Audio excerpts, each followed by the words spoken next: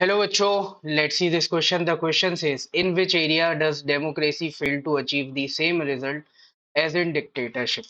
Democracy ऐसा कौन सा एरिया है जिसमें डिक्टेटरशिप के जैसे सेम रिजल्ट देने में फेल हो गया है? So the answer is in the area of economic development democracy fail to achieve the same results as in dictatorship. जो आपका इकोनॉमिक डेवलपमेंट का एरिया है वहां पे डेमोक्रेसी सेम रिजल्ट नहीं दे पा रहा है डिक्टेटरशिप के जैसा, इसमें फेल हो गया।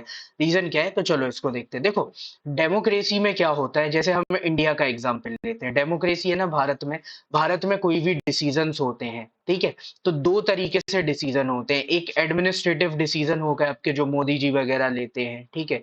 तो वो हो गया। दूसरे होते हैं आपके पार्लियामेंट्री डिसीजन, जो पार्लियामेंट से लिए जाते हैं। अब देखो, एडमिनिस्ट्रेटिव डिसीजन में क्या है, डिसीजन मोदी जी ले रहे हैं, आपको ये लग रहा है, लेकिन ऐसा नहीं है।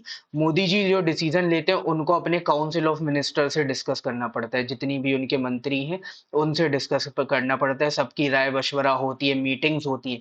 अब इनमें हो सकता है कोई भी मिनिस्टर कभी किसी चीज के अगेंस्ट हो, कि नहीं अभी इसको नहीं करना है, तो इसमें डिले हो जाता है। ये डिसीजन मेकिंग प्रोसेस जो है उसमें डिले हो जाता है। पार्लियामेंट में भी ऐसे ही होता है कि डिसीजन जो है, जैसे मान के चलो आप कोई बिल लेके आए, तो पहले वो लोकसभा जाएगा, फिर वो राज्यसभा से पास कराना पड़ेगा, फिर प्रेसिडेंट की असेंट लगवानी पड़ेगी, तब जाके वो एक्ट बनेगा। तो हो सकता है राज्यसभा में पास ना हो, लोकसभा में पास ना हो, या प्रेसिडेंट असेंट देने से कुछ भी हो सकता है। तो यहाँ पे डिले होता है इस पूरी प्रोसेस में, ठीक है? अब जैसे दूसरा एग्जांपल लेते हैं हम शेयर मार्केट का। शेयर मार्केट में क्या होता है, आज कोई शेयर 1 रुपए का है तो हो सकता है कल वो 2 रुपए का हो जाए।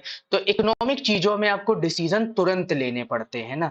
तो ऐसे ही इकोनॉमिक डेवलपमेंट के केस में होता है कि अगर डिसीजंस आपके जितने जल्दी होंगे, तो आपका जो डेवलपमेंट है वो उतना स्मूथ हो जाएगा। और ऐसे और भी बहुत सारे फैक्टर्स होते हैं इकोनॉमी के केस में, जो डेमोक्रेसी में उसकी वजह से वहां पे डिले आ जाता है।